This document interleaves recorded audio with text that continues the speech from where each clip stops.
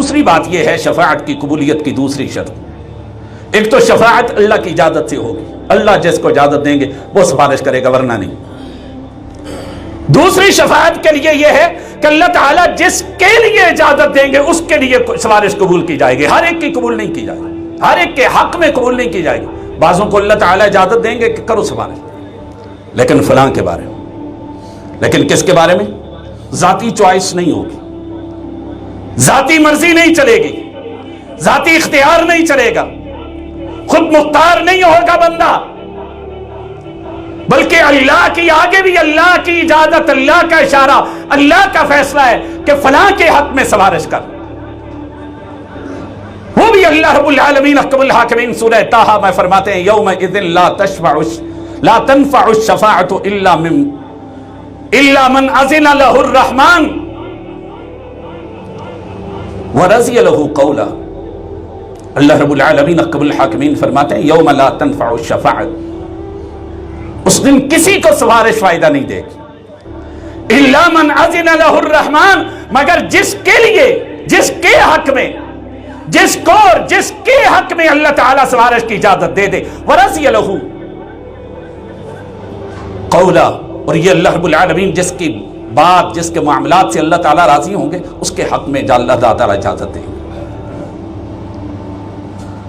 نبی کریم صلی اللہ علیہ وآلہ وسلم کو اللہ تعالیٰ کہیں گے چلو سفارش کرو، لیکن خود مختار نہیں، جس کی مرضی ہے پکڑ کے جنت میں لے کے آ جاؤ، نہیں۔ رسول اللہ کی حدیث ہے، اور یہی کہ اللہ رب العالمین پیغمبر کے لیے شرط لگائیں گے۔ ایک روایت پیغمبر کی سفارش کی سارے معاملات دیکھیں، 5 مرتبہ پیغمبر سفارش کریں گے۔ کتنی مرتبہ؟ 5 مرتبہ رسول اللہ صلی اللہ علیہ وسلم سفارش، 5 مرتبہ اللہ تعالیٰ حد لگائے گا۔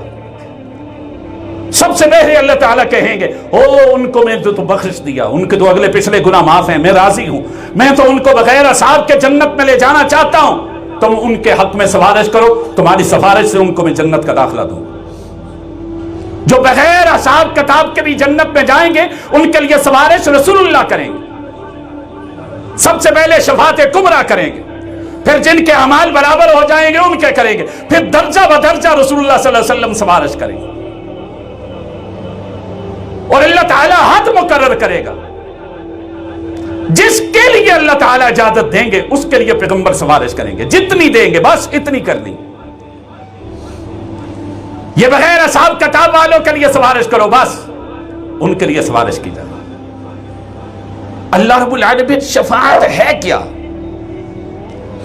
یہ شفاعت کے بارے میں ایک سوچ، ایک فکر اور ایک عقیدہ اور ایک نظریہ بنائیں۔ اللہ رب العالمین احکم الحاکمین جس بندے سے راضی ہوں گے کہ میں اس بندے کو جنت کا داخلہ دوں اور دینا چاہتا ہوں، اللہ تعالیٰ دوسرے کی عزت، احترام، مقام اور مرتبے کو بڑھانے کے لیے کہیں گے فلاں آدمی جنت میں بھیجنا چاہتا ہوں، اس سے میں راضی ہوں، تم سفارش کرو میں اسے جنت میں بھیج دوں۔ قل للہ الشفاعۃ جمیعا، شفاعت کا سارا اختیار کس کے پاس ہے؟ اللہ کے پاس۔ یہ سارے معاملات صرف اللہ تعالیٰ کی ذات کے پاس ہے، یہ نہیں کہ ہم کہیں جی بس ہم ویسے ہی بخشائیں، ہمیں اری نہیں کریں گے تو رسول اللہ کس کی کریں گے؟ وہ انڈیا والوں کی کریں گے؟ ہمیں تو ہے نا جی ہمیں اس پیغمبر ہماری بارے میں سفارش کریں گے، نہیں، شفاعت کا حقدار اپنے آپ کو تو بناؤ۔ یہ اللہ تعالیٰ سے دعا کیا کرو کہ اللہ تعالیٰ ہمیں پیغمبر کی شفاعت کا حقدار بنا دے،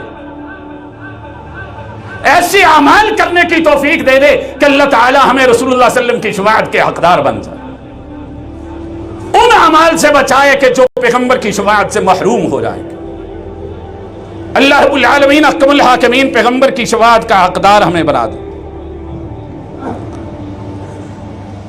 اور تیسری بات یہ ہے شفاعت کے حوالے سے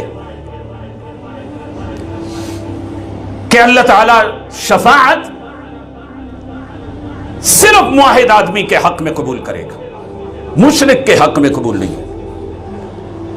جو مشرک ہے، مشرک، اس کے حق میں شفاعت قبول نہیں ہوگی، نہ کسی کو کرنے کی اجازت ہوگی، نہ کوئی کرے گا، نہ اللہ رب العالمین اس کے حق میں شفاعت قبول کرتے ہیں۔ مشرک کے حق میں اللہ رب العالمین قبول نہیں کرتے۔ اللہ رب العالمین احکم الحاکمین نے سورہ توبہ میں اللہ تعالیٰ فرماتے ہیں ما کان للنبی والذین آمنوا ان یستغفروا للمشرکین ولو کانوا اولی قربا. کسی نبی کے لیے یہ جائز نہیں، ایمان والوں کے لیے یہ جائز نہیں، مومن آدمی کا حق ہی نہیں بنتا ان یستغفروا للمشرکین. اس کو پتا ہو کہ یہ مشرک ہے، اس کا رشتہ دار قریبی کیوں نہ ہو، اس کے لیے مشرک کے لیے بخشش کا سوال کرے اللہ تعالیٰ کے در پر. یہ نبی کے لائق ہی نہیں ہے، یہ ایمان والے موحدین کے لائق ہی نہیں ہے کہ مشرک کے بارے میں بخشش کا سوال کرتے پھرے. تمہارا رشتہ دار کیوں نہ ہو، تمہیں پتا ہے یہ میرا قریبی بھائی ہے لیکن ہے مشرک قبر چٹ، پھر اس کے لیے بخشش کا سوال کیوں کرتے ہو؟ اس نے تو کلام مجید میں کہہ دیا کہ ان اللہ لا یغفر ان یشرک بہ، اللہ تعالیٰ مشرک تو معاف نہیں کرتا. جب مشرک تو معاف نہیں کرتا، تمہیں منع کر دیا ہے کہ مشرک کے لیے بخشش کا سوال نہیں کرنا، پھر مشرک کے لیے بخشش کا سوال کیوں کرتے ہو؟ ہمارے تو اتنے جاہل دنیا ہے، میں حیران ہوتا ہوں کہ یہ کلمہ پڑھنے والے، یہ موحد، اپنے آپ کو اہل حدیث اہل سنت کہنے والے، کوئی کافر مر جائے سوشل میڈیا پر اس کے لیے بخشش کی دعا کرتے رہتے.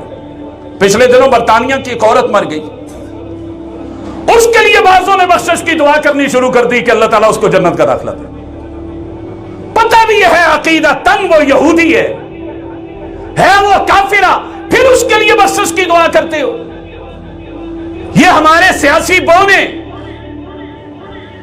کوئی کسی کا سیاسی ہمارے ملک میں رہنے والا ہوگی اس کے لیے، اس کی ملک کے لیے محبت، لیکن یہ تو نہیں کہ کوئی سکھ مر جائے، کوئی عیسائی مر جائے، کوئی ہندو پاکستان کے رہنے والا مر جائے تو اس کے دروازے پر جا کر کے ہاتھ اٹھا کے اس کے لیے بخشش کی دعا کرتے پھرو.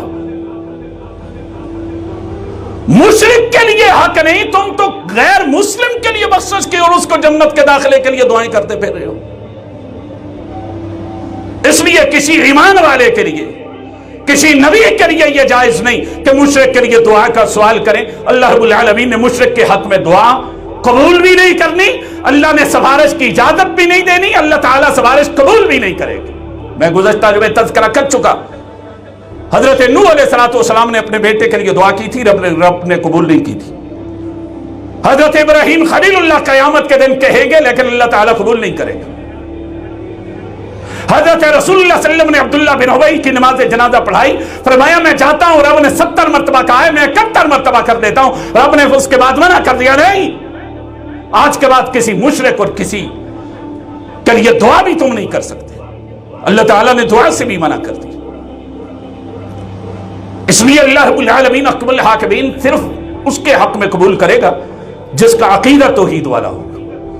رسول اللہ صلی اللہ علیہ وسلم فرماتے ہیں کہ اللہ تعالیٰ نے مجھے، مسند احمد کی روایت ہے، اللہ تعالیٰ نے مجھے 2 چیزوں میں سے ایک چیز کا اختیار دیا. ایک اللہ تعالیٰ نے اختیار دیا ہے کہ اپنی امت میں سے آدھی امت کو جنت کا داخلہ دلوا دو، میں وعدہ کرتا ہوں تیری امت کی آدھی امت جنت میں چلی جائے. دوسری بات یہ ہے اگر اس بات پہ نہیں تو دونوں میں سے ایک چیز کو اختیار کر لو، میں تمہیں شفاعت کا حق دیتا ہوں، سفارش کا حق دیتا ہوں. رسول اللہ صلی اللہ علیہ وسلم نے فرمایا میں نے شفاعت کو قبول کر لیا، میں نے شفاعت کو اختیار کر لیا. ایک دوسری روایت ہے اسی سے متعلقہ، اور آخری بات پھر کرتا ہوں، اسی روایت کا آخری حصہ ہے بعد میں بیان کرتا ہوں. فرمایا لِكُلِّ نَبِيٍّ دَعْوَةٌ مُسْتَجَابَةٌ، ہر نبی کو اللہ تعالیٰ نے ایک دعا گولڈن چانس اس دنیا میں دیا تھا، وہ دعا کرے اللہ تعالیٰ اس کی دعا قبول کر لے.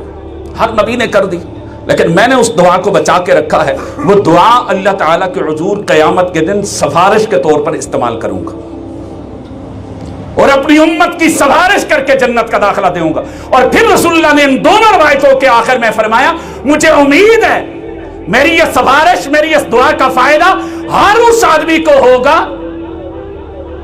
جو آدمی مر گیا اور مرتے ہوئے وہ مشرک نہیں تھا. مرتے وقت وہ مشرک نہیں تھا تو اس کو فائدہ ہوگا. اگر مرتے ہوئے وہ مشرک تھا اس کو میری دعا، میری سفارش کا کوئی فائدہ نہیں. اگرچہ کلمہ رسول اللہ کا پڑھتا تھا، محبت کا دم پیغمبر سے بڑھتا تھا، اگر جان نبی رسول اللہ صلی اللہ علیہ وسلم پر قربان کرنے کے دعوے کرتا تھا، لیکن اس کا عقیدہ مشرکانہ تھا تو اس کو پیغمبر کی سفارش کا، پیغمبر کی دعا کا کوئی فائدہ نہیں. اللہ رب العالمین احکم الحاکمین اس بندے کی بالکل سفارش رسول اللہ صلی اللہ علیہ وسلم نہیں کریں گے. اور نبی کریم صلی اللہ علیہ وآلہ وسلم سب سے پہلے سفارشی بن کے کھڑے ہوں گے۔ یہاں تک ہماری یہ بات مکمل ہوئی